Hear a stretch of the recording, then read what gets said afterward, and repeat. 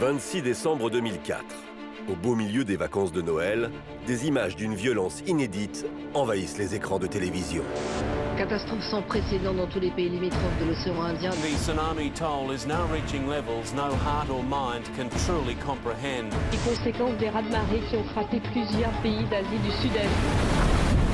Une vague sans précédent s'est abattue sur plusieurs centaines de kilomètres de côte.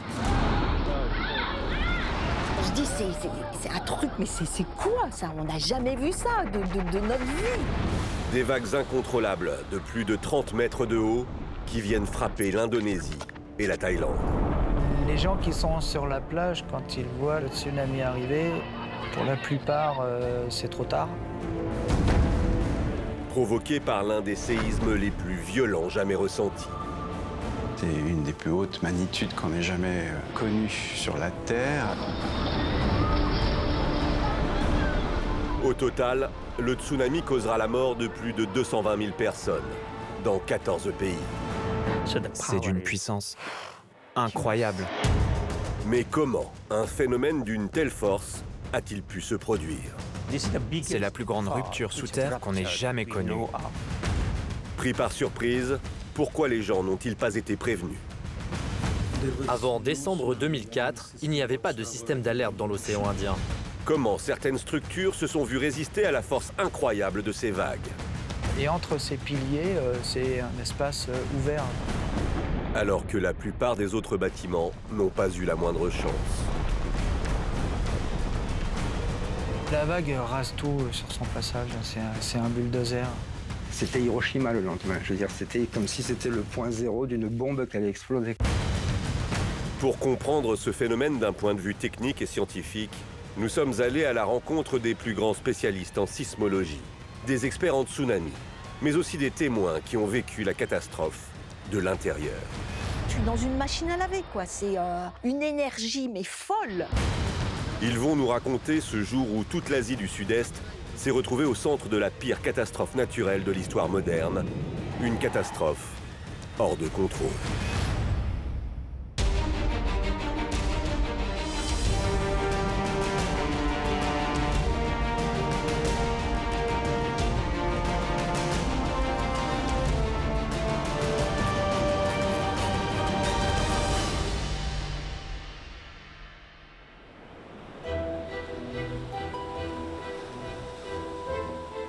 « 24 décembre 2004, en Asie du Sud-Est. De nombreux touristes se préparent à célébrer Noël sur les plages paradisiaques de la Thaïlande ou encore du Sri Lanka. Parmi eux, Chris Chapman. Il a fait le voyage avec sa femme depuis Cambridge en Angleterre pour rejoindre de la famille sur les côtes sud-ouest du Sri Lanka.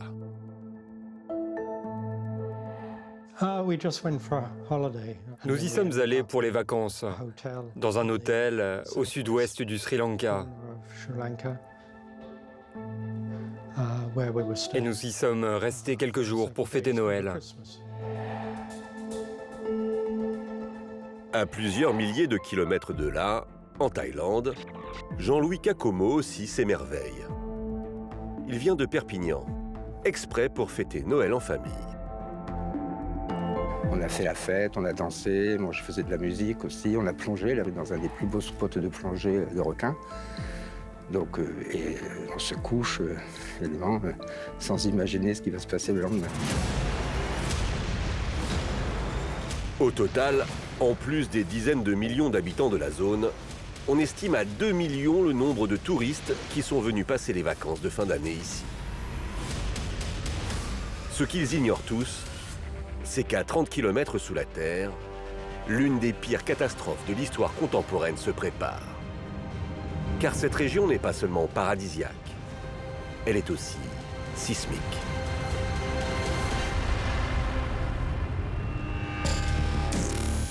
D'un point de vue sismique, la zone Asie du Sud-Est est l'une des régions les plus actives au monde.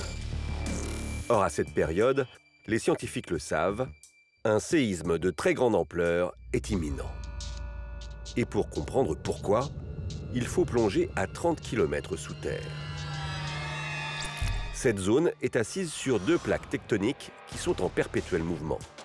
La plaque indo-australienne et la plaque eurasiatique.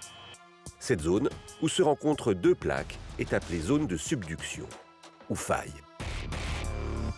La zone de Sumatra, c'est une zone de subduction où la plaque indo-australienne plonge sous la plaque eurasiatique à une vitesse assez rapide de 4-5 cm par an. Jérôme Gaillardet est géochimiste et professeur à l'Institut de physique du Globe de Paris. Il sait que cette faille est particulièrement dangereuse. Et ces plaques, elles sont rigides, elles sont solides, et par conséquent, cette rencontre ne se fait pas sans frottement. D'autant que la faille de Sumatra a une particularité. Comprimée depuis très longtemps, elle a emmagasiné une énergie considérable qui peut se libérer à tout moment. La faille agit un petit peu comme un ressort qui va se comprimer jusqu'au moment où il se détend brutalement. C'est exactement l'image d'un bâton ou d'une règle que vous commencez à plier. Elle se déforme, mais à certains moments, si vous continuez à mettre des contraintes, ce bâton ou cette règle casse. C'est exactement ce qui se passe à Sumatra. Une des plaques passe sous l'autre, c'est difficile, ça frotte. Et à un moment, ça casse. Or, dans cette zone, cela fait 97 ans qu'aucun séisme d'envergure n'a été enregistré. À Sumatra, la Terre n'a pas tremblé depuis longtemps. L'absence de séisme, pendant très longtemps, signifie qu'un gros va se produire lorsqu'on va relâcher la contrainte, les pressions. Que se passe-t-il quand ces plaques restent bloquées pendant une certaine période? Si elles restent bloquées pendant 10 ans, vous aurez un séisme de magnitude 7. Pendant 20 ans, ce sera une magnitude 8. Pendant 200 ans, une magnitude de 8 ou 8,5, et ainsi de suite. C'est ça, le concept de la subduction. Les scientifiques en sont convaincus. Le prochain séisme qui se produira sera d'une violence inouïe. Problème, ils sont incapables de le prévoir. Ce qu'ils ignorent, c'est que ce n'est plus qu'une question d'heure.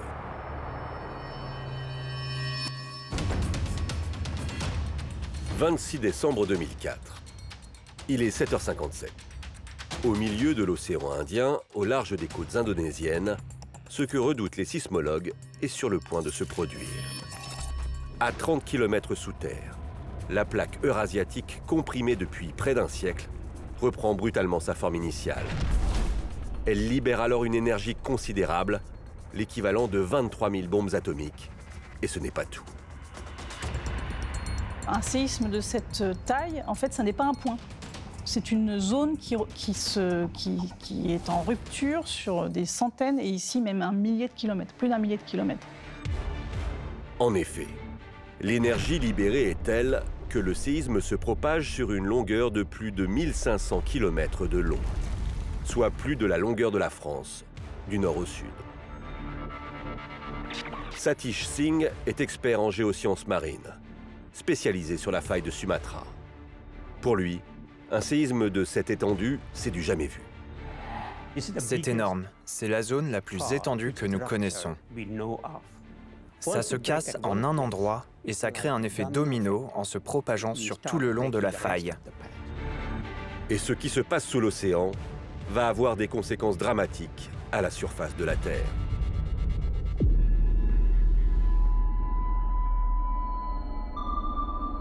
Banda Aceh, sur l'île de Sumatra, en Indonésie, est la ville la plus proche de l'épicentre, 260 km.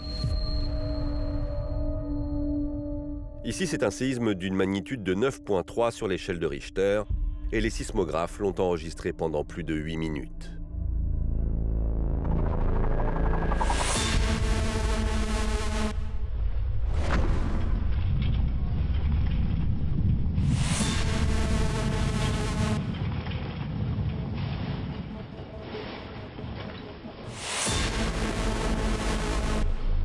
Le peu d'images existantes montre essentiellement des populations tentant de s'éloigner des bâtiments. C'est un séisme qui est très fort, hein. C'est une des plus hautes magnitudes qu'on ait jamais connue sur la Terre et probablement c'est la seule dans des endroits aussi habités. On a vraiment affaire à quelque chose de peu fréquent et dont les conséquences effectivement ont été dévastatrices. 12 minutes après le déclenchement du séisme, à 500 km de là, l'île de Koh Phi Phi en Thaïlande est elle aussi touchée.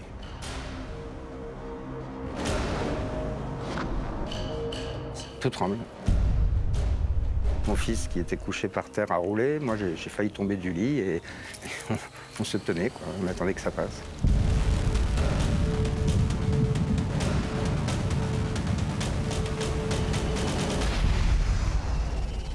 Il est 8h15, soit 17 minutes après le début de la catastrophe, et à travers l'Asie du Sud-Est, la Terre semble s'être calmée. Au total, le séisme est enregistré dans 9 pays de l'océan Indien, à des intensités différentes.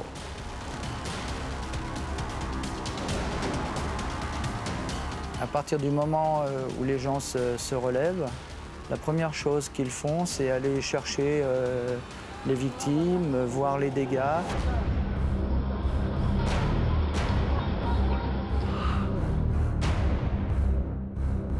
Où qu'ils soient, locaux et vacanciers pensent désormais être à l'abri. Ils se trompent. Et surtout, les Thaïlandais sont très très loin d'imaginer que des vagues aussi importantes vont venir déferler. Ils s'y attendent absolument pas. Mais le pire est à venir en fait. Personne n'imagine que ce séisme est sur le point de provoquer une réaction en chaîne incontrôlable.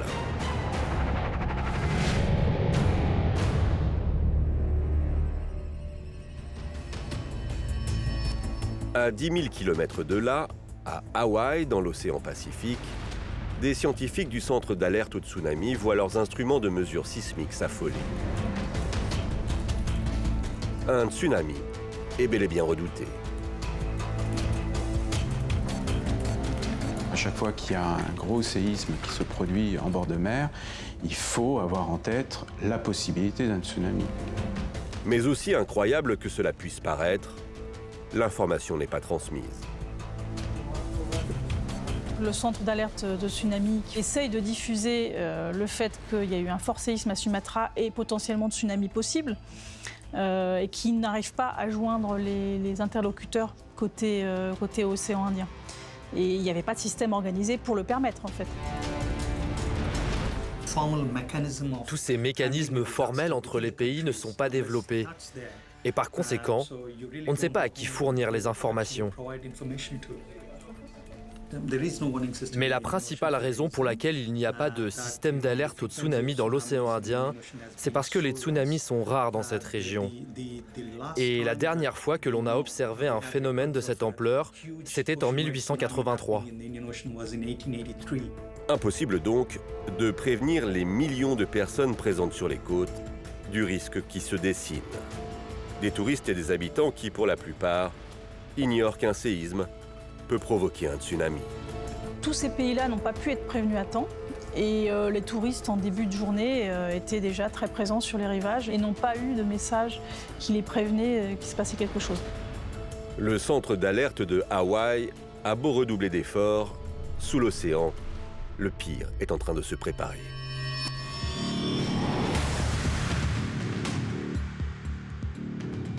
Pour comprendre le risque qui couve, il faut revenir au niveau de la faille de subduction. En reprenant subitement sa forme initiale, la plaque eurasiatique a provoqué le soulèvement du fond marin de près de 8 mètres. La force est telle qu'elle ne s'étend pas uniquement à cette zone, loin de là. Ça a été enregistré dans le monde entier. Dans le marégraphe de Brest, on recense le tsunami, on le voit arriver. Alors ça fait un tout petit truc, mais on sait que c'est lui. On appelle ça pratiquement des tsunamis globaux dans le sens où tout l'océan, à un moment donné, est touché. L'océan mondial vibre, reçoit cette vibration, à un moment donné, cette propagation. Hélène Hébert est experte tsunami au commissariat à l'énergie atomique et aux énergies alternatives. Elle a recréé par informatique ce qui s'est déroulé au cœur de l'océan. Vous avez toute la colonne d'eau qui est soulevée en quelques minutes et qui évidemment va retourner à son équilibre en se mettant à osciller. Et à partir de là, donc, le tsunami va se propager de part et d'autre, formant un train d'ondes. Ce n'est pas une seule onde, hein. Il y a une forte onde au début, mais après il y a plusieurs ondes qui se propagent. Et cette masse d'eau considérable a une autre caractéristique, sa vitesse. La vitesse de l'onde du tsunami dépend de la profondeur sous-marine. Cela peut varier de 300 à 800 km/h. Ça dépend vraiment de la quantité d'eau déplacée. Or, dans cette zone, la profondeur atteint près de 5000 mètres, l'altitude du Mont Blanc. Ces ondes se propagent donc en pleine mer à une vitesse considérable. La vitesse du tsunami dans des zones aux alentours de 4-5 000 mètres de fond, c'est la vitesse d'un avion, donc 800 km/h. Désormais, le tsunami se dirige dangereusement vers les côtes est et ouest du golfe du Bengale.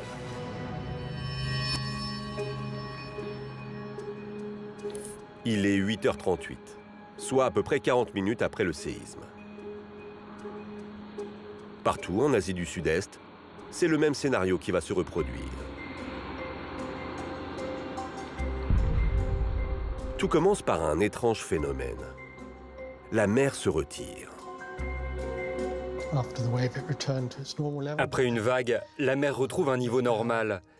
Mais là, elle s'est vraiment retirée sur plusieurs mètres et la plage s'est agrandie considérablement.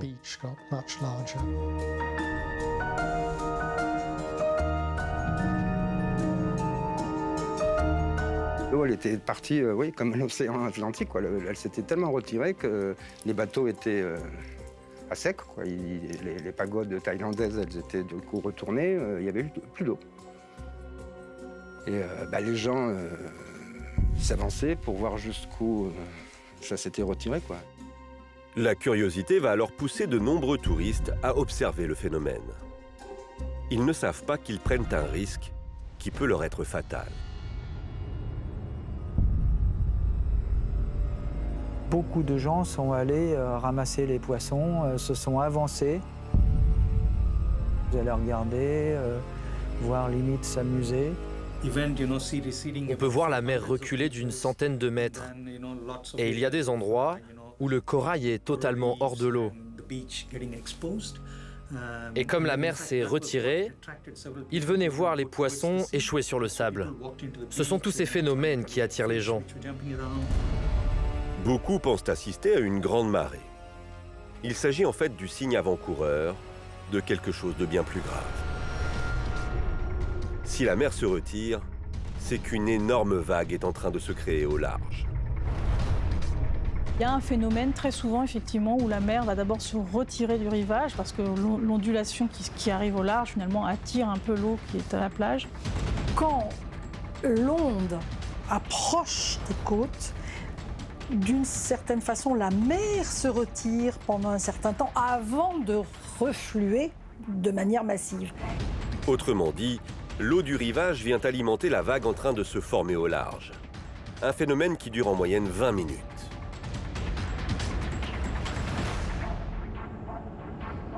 Si on connaît les mécanismes, ça peut être une alerte sur le terrain pour quelqu'un qui serait sur la plage. Et là, c'est vraiment le signe qu'il faut faire attention et que le tsunami va arriver dans les minutes suivantes.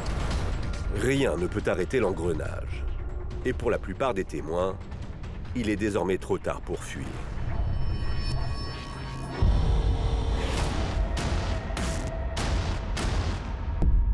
« 20 minutes après que la mer s'est retirée, une vague s'approche des côtes.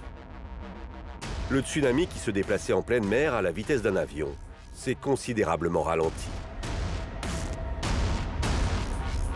La vitesse d'un tsunami en pleine mer, elle va essentiellement dépendre de la profondeur d'eau. Et puis à l'approche des côtes, à partir du moment où la profondeur d'eau baisse, il va ralentir. Mais même si la vague est moins rapide, elle n'en reste pas moins dangereuse.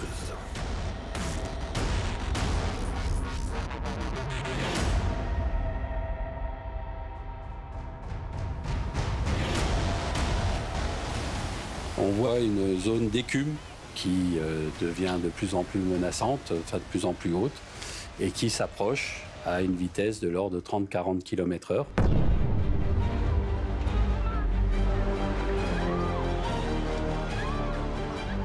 Les habitants assistent alors à l'arrivée de ce qui ressemble à une impressionnante coulée de boue.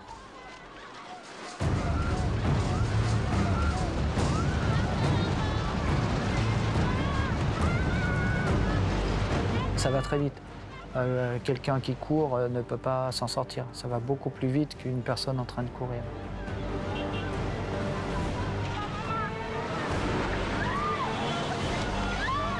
Je me mets à la fenêtre et je vois la piscine qui explose et je vois les voitures une eau noire terrible et je vois les voitures qui flottent et les gens qui crient. L'eau turquoise a laissé place à une vague menaçante. Ce phénomène porte un nom. On l'appelle l'eau noire. C'est une eau qui est très agitée et donc elle mobilise des sédiments du fond de l'océan. Donc elle est très brune, elle est constituée d'énormément de sédiments, de restes d'organismes morts, etc. Donc les premiers objets, par exemple, qui sont embarqués par l'eau, ce sont les voitures. Ensuite, la végétation, les arbres. Souvent, les arbres résistent parce qu'ils ont une certaine élasticité, mais les constructions peu solides sont embarquées. La menace s'amplifie à chaque seconde, car le niveau de cette eau noire ne cesse de s'élever. La première vague qui arrive prend la forme plus d'une grosse marée, en fait. C'est la mer qui monte et qui ne s'arrête pas de monter à vitesse très, très forte. Le problème étant que même si elle n'est pas très haute, elle va continuer à monter pendant 20 minutes. Les gens couraient et la vague les rattrapait, donc c'est vraiment très rapide.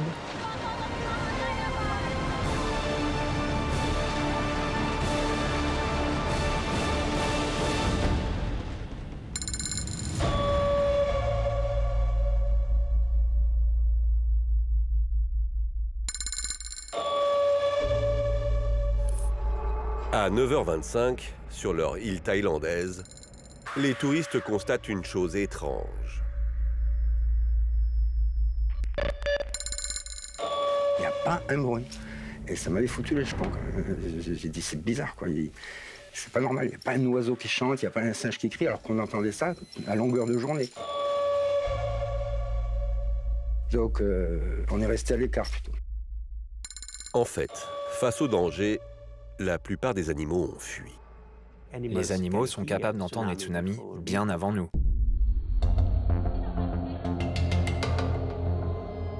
Comme en attestent ces images amateurs, tout à coup ici aussi, une vague s'approche des terres. De loin, on a l'impression que c'est pas très haut. En fait, ça fait déjà 3-4 mètres. 9 minutes plus tard, à 9h55, c'est au tour du Sri Lanka d'être touché. Bérangère Prévost comprend vite que son hôtel ne va pas pouvoir résister. Alors, de là où nous sommes, au lobby, nous ne voyons pas la mer. D'accord ? Même si l'hôtel est construit comme ça en bord de mer, des petits bungalows, on n'est pas dans une structure, un grand bâtiment. C'est vraiment des petits bungalows comme ça qui jalonnent le bord de mer. On voit arriver, entre les bungalows, une espèce de boue, comme une vague un peu marron, etc. Et en même temps, il y a un Sri Lankais qui arrivait de la plage, donc qui a émergé comme ça des bungalows en criant « Run, run !» Et puis le bruit devient de plus en plus sourd, donc on se dit « Il se passe quelque chose ». Franck Lavigne est géographe et directeur du laboratoire de l'Université Paris 1. Il a mené une enquête scientifique sur ce tsunami. La première vague est assez petite. C'est souvent le cas lors des tsunamis. La première fait 2 mètres, 1,50 m, 2 mètres, 3 mètres. Et ça correspond souvent au pied de la très grosse qui suit derrière. Car ce que tout le monde ignore, c'est que cette vague n'est rien à côté de ce qui les attend. Une deuxième vague, bien plus haute, qui s'apprête à déferler. Une première vague comme ça, elle est quasiment systématiquement suivie par 2, 3 autres grosses vagues et beaucoup plus hautes. Alors peut-être pas forcément aussi rapide, mais plus haute. Et là, la deuxième vague à Banda Aceh, celle-là, elle est immense. Elle fait entre 15 et 25 mètres de haut. Jusqu'à à certains endroits, elle dépasse les 30 mètres. Donc c'est la plus grosse vague de tsunami quasiment qu'on ait observée depuis très longtemps en fait.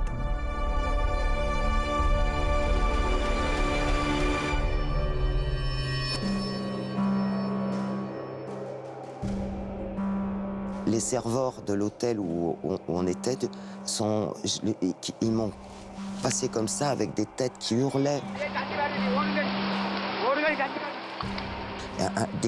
Un cri incroyable et des visages totalement déformés par l'effroi. Et alors j'ai tourné la tête et j'ai vu le mur d'eau qui s'avançait.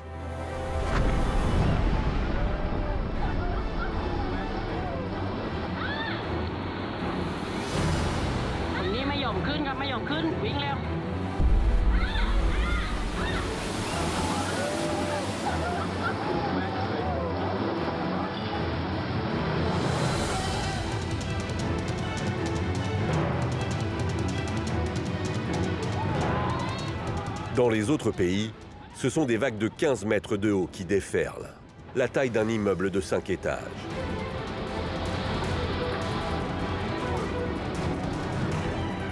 C'était vraiment un mur totalement translucide qui arrivait dans les arbres, très très haut, je sais pas, ça devait faire 10-12 mètres.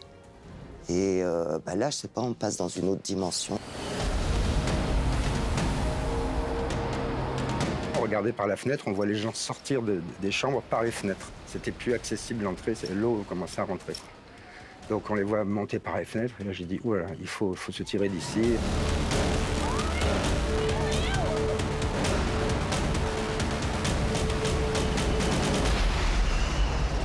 À partir du moment où la vague atteint son niveau, ensuite ça entraîne tout sur son passage.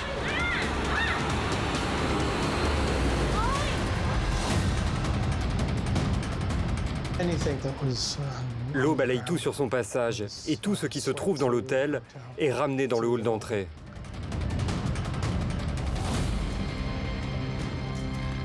Et l'eau s'engouffre jusque dans le parking qui se trouve derrière l'hôtel. Puis elle remonte jusqu'à la route qui est devant.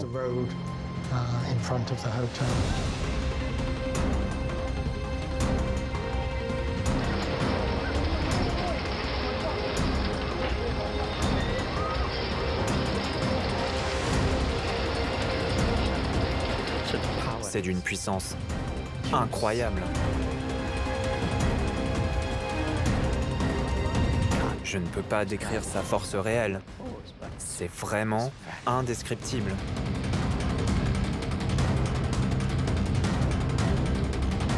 Ça emmène tout sur son passage. Et surtout, il ne s'agit pas d'une seule vague. C'est une succession de vagues, une succession d'attaques, donc de tsunamis, qui va se reproduire tous les 30 minutes environ.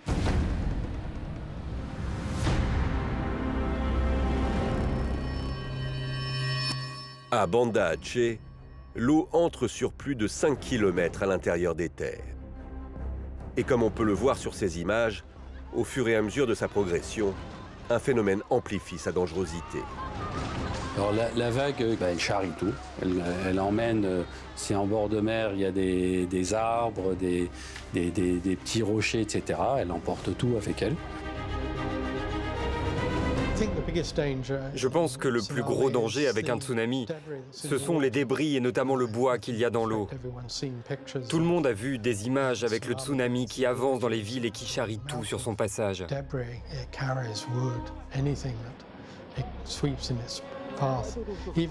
Donc même si vous savez nager, vous courez le risque d'être frappé par cet amas qui s'est accumulé au fur et à mesure. Non seulement les humains sont menacés par les vagues, mais en plus, il est difficile de trouver refuge car les bâtiments sont aussi mis en péril. Le problème quand on a un tsunami comme ça, c'est que c'est de l'eau à l'arrivée de la côte. Et au fur et à mesure qu'elle se propage, et ben comme elle racle tout sur son passage, elle emmène tout ce qui existe. Cette eau chargée de débris exerce une pression telle sur les structures qu'elle les fait céder les unes après les autres et continue sa course à l'intérieur des terres. Ça rase tout. Sur le premier kilomètre, voire 2 kilomètres par endroit, ça rase vraiment tout. Et là, à nouveau, continuer à une vitesse de 30-40 km/h et emporter sur son passage tout ce qui se passe. Donc même des grands bâtiments en béton, des cimenteries peuvent être complètement disloqués par le passage de vagues qui dépassent une dizaine de mètres de hauteur. C'est vraiment une force avec le volume d'eau et la vitesse de l'eau qui est phénoménale. Chaque bâtiment présent dans les premiers kilomètres devient alors l'équivalent d'un château de cartes sur lequel on souffle. Au bout d'un moment, c'est quand même relativement chargé, donc ça va un petit peu modifier, ça devient une espèce de coulée de boue finalement au bout d'un moment, donc avec un comportement un peu plus particulier, ça ralentit un peu, mais bon, c'est vraiment loin dans les terres quand même.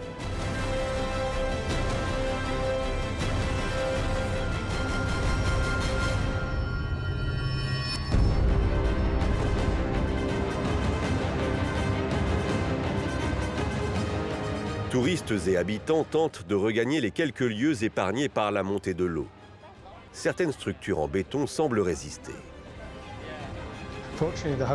Heureusement, l'hôtel est un bâtiment très solide, avec de grands espaces, et notamment des grands escaliers qui permettent aux gens de monter très rapidement vers les étages.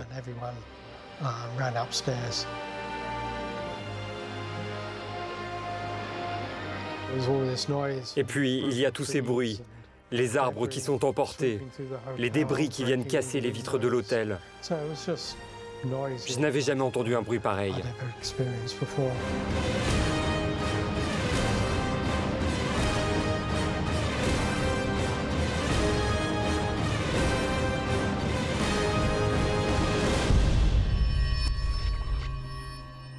Alors qu'elle tente de fuir, Bérengère Prévost est rattrapée par la vague.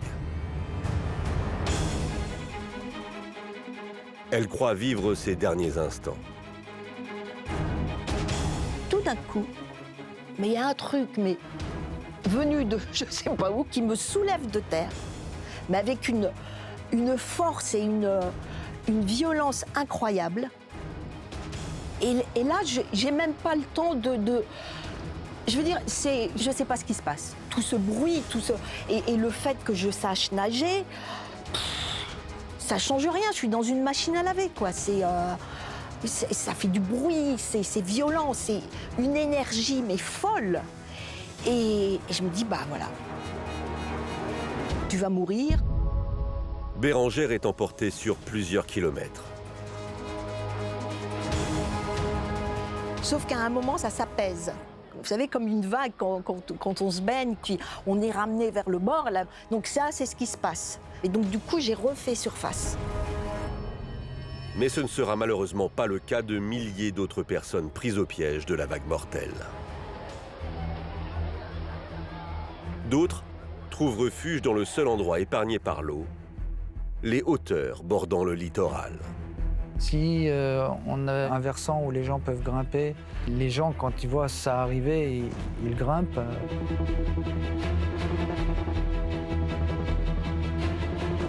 Il y a une montagne qui s'appelle le Viewpoint. C'est le plus haut point de vue, quoi, un peu comme un pain de sucre. Je dis, tu vois, on va monter là-haut.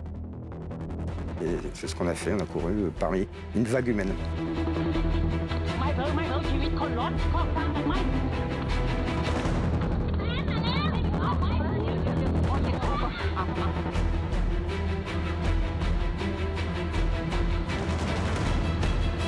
Et on est monté à flanc de... Bon, et on est monté, c'est une montagne sauvage, hein, c'est la jungle. C'est alors une très longue attente qui commence pour tous les rescapés.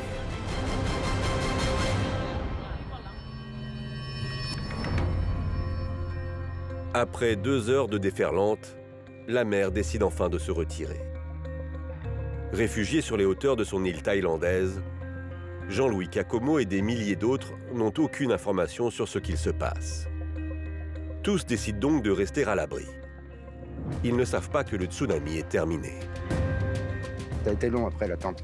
On n'avait pas d'informations de l'extérieur, tout était coupé, toutes les communications, mais par contre, on voyait au large les bateaux. Ils restaient au large. Ça veut dire que l'alerte n'est pas finie, qu'il peut y avoir d'autres vagues. Ne connaissant absolument pas ce que c'était finalement ce phénomène, sont restés plusieurs jours, parfois dans des endroits en Thaïlande. On a eu des témoignages de personnes qui se sont réfugiées quelques jours en altitude. Mais ce que tout le monde redoute, c'est la vision d'horreur qui les attend lorsqu'ils vont redescendre. La catastrophe naturelle va laisser place à une catastrophe humanitaire.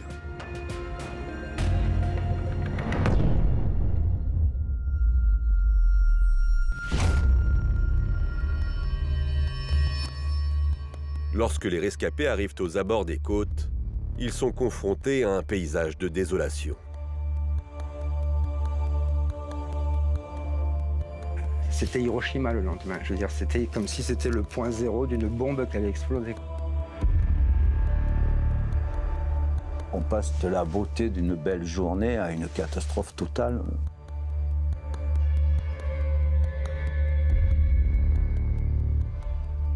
C'était terrible parce qu'il y avait un homme qui avait son enfant noyé dans les bras. Il y avait l'hôtel où on était, c'était totalement dévasté. Il n'y avait que des morceaux de bois partout.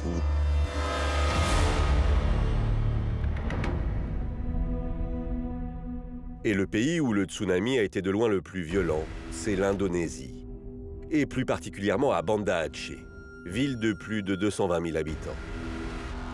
Comme le montrent ces deux images prises par satellite avant et après la catastrophe, les rues et les quartiers ne sont plus que le théâtre de scènes de désolation.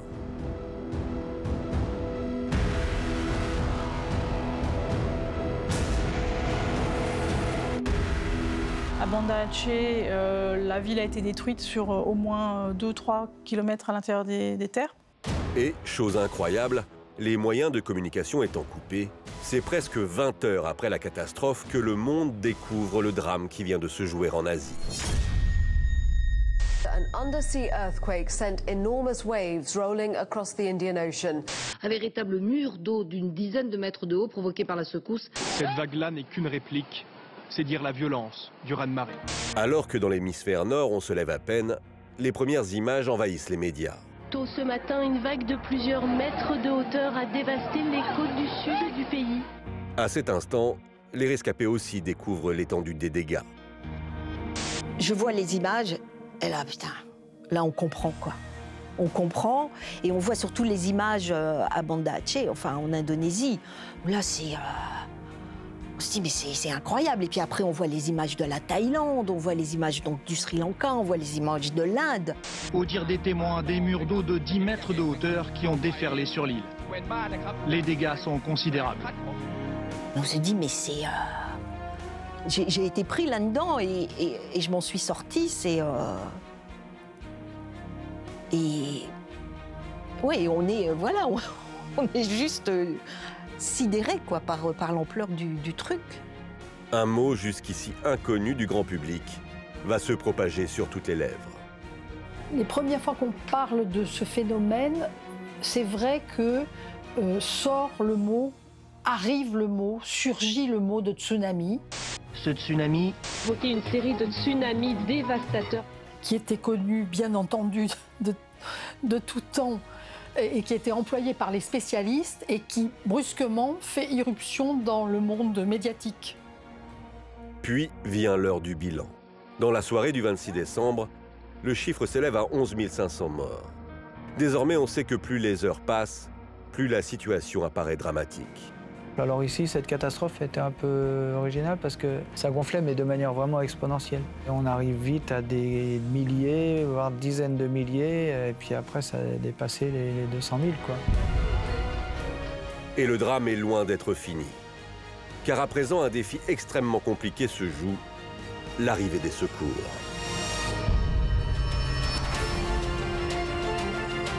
« 27 décembre 2004. Plus de 24 heures après le début de la catastrophe. L'opération humanitaire qui se met en place est la plus importante jamais organisée dans le monde. On parle de 5 millions de personnes dans la plus grande nécessité. Mais alors que l'eau vient seulement de se retirer, un nouveau défi de taille s'annonce. Comment faire venir les secours? Là aussi, il faut que vous déployiez des moyens d'accès ad hoc, des hélicoptères, des avions, mais aussi de quoi transporter localement. Tous les blessés, c'est extrêmement difficile d'accéder à eux. Mais les secours peinent à arriver, car tous les moyens d'accès sont coupés. Les rescapés n'ont alors pas d'autre choix que de s'improviser secouristes. On nous dit en général, il ne faut pas toucher, il faut attendre les secours, mais là, il n'y en a pas.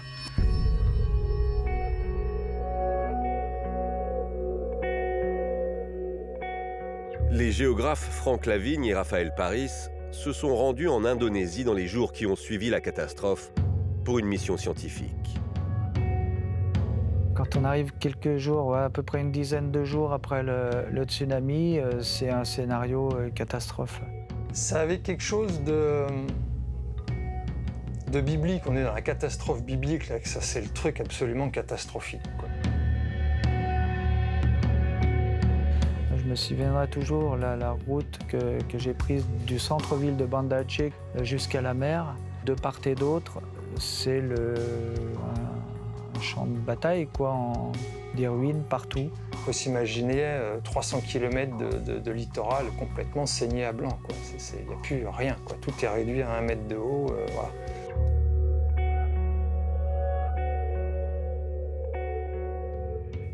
Quand l'eau se retire, vous avez des endroits totalement dévastés où toutes les constructions peu solides en bois ont été cassées, brisées en 1000 morceaux. C'est un enchevêtrement de toutes sortes de choses, tout ce qui était dans les maisons, tout ce qui était dans les hôtels.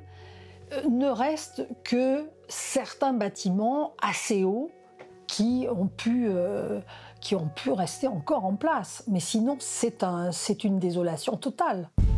Mais au milieu de ce paysage dévasté, les scientifiques sont confrontés à une énigme. Pourquoi les seuls bâtiments situés en bord de mer en Indonésie qui ont résisté sont les mosquées? Alors, les bâtiments qui sont situés proches de la mer sont entièrement rasés. Là, il n'y a que les mosquées, les très grosses mosquées qui ont résisté. En fait, l'explication tient à la structure même du bâtiment. Ces mosquées, en fait, elles n'ont pas de grands murs, elles ont des arcades comme ça, donc il y a des piliers très solides. Et entre ces piliers, c'est un espace ouvert. Donc l'eau peut circuler facilement là-dessous. Donc les piliers n'ont pas été cassés. En plus, ils sont vraiment très gros, très solides. Donc même si c'est percuté par une voiture, ça tient le choc. En bord de mer, dans la région de Banda Aceh, 27 mosquées de ce type ont résisté. Mais alors qu'on prend peu à peu conscience de l'ampleur des dégâts, une nouvelle menace logistique se dessine. Le problème qui se pose immédiatement, c'est très vite leur fournir de l'eau potable. Les gens n'avaient plus d'eau potable, les puits étaient empoisonnés, les écoles détruites, les filets des pêcheurs, tout était détruit.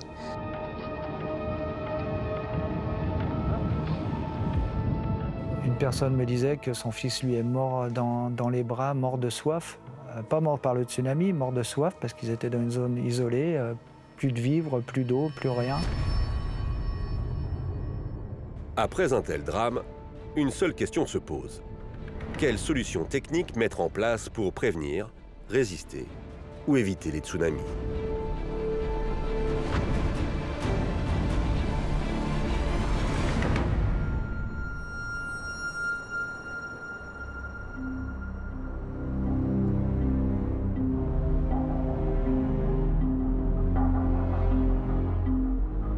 Nous sommes en 2011, soit 7 ans après la catastrophe.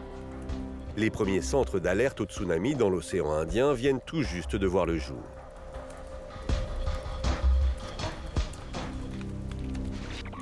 Thorkil Aharup est directeur de la commission à l'UNESCO qui a été mandaté pour superviser cette mise en place.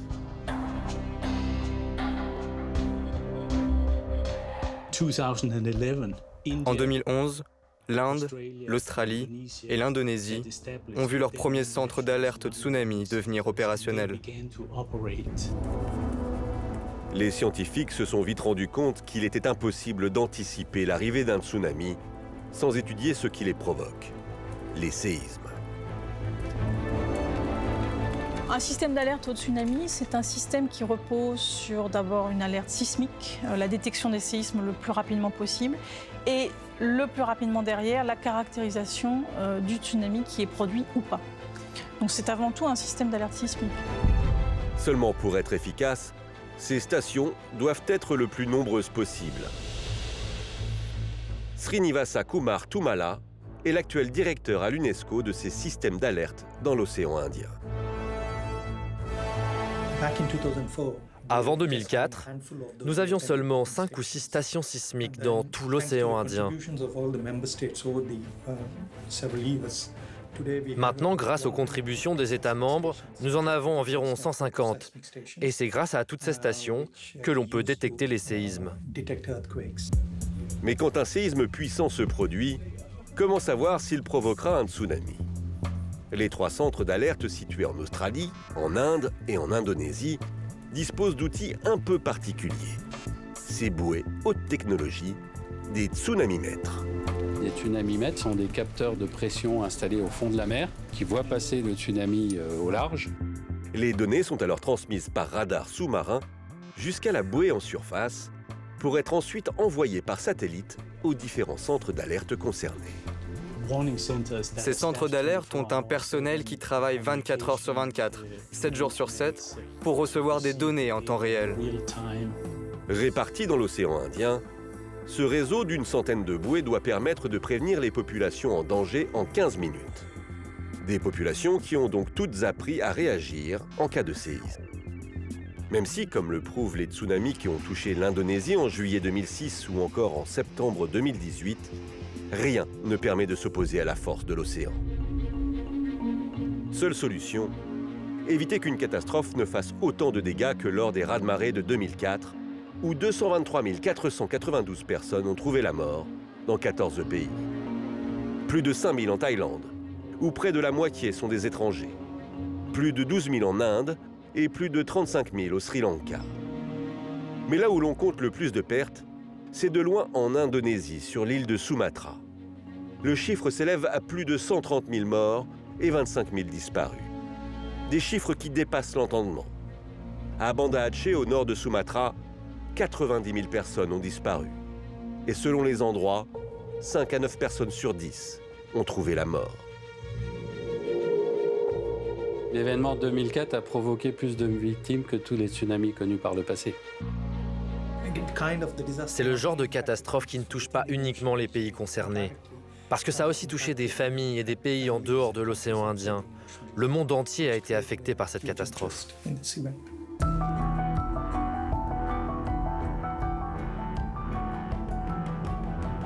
Il aura fallu moins de 10 ans aux pays d'Asie du Sud-Est pour panser leurs plaies. Les lieux dévastés ont fait place à des paysages luxuriants.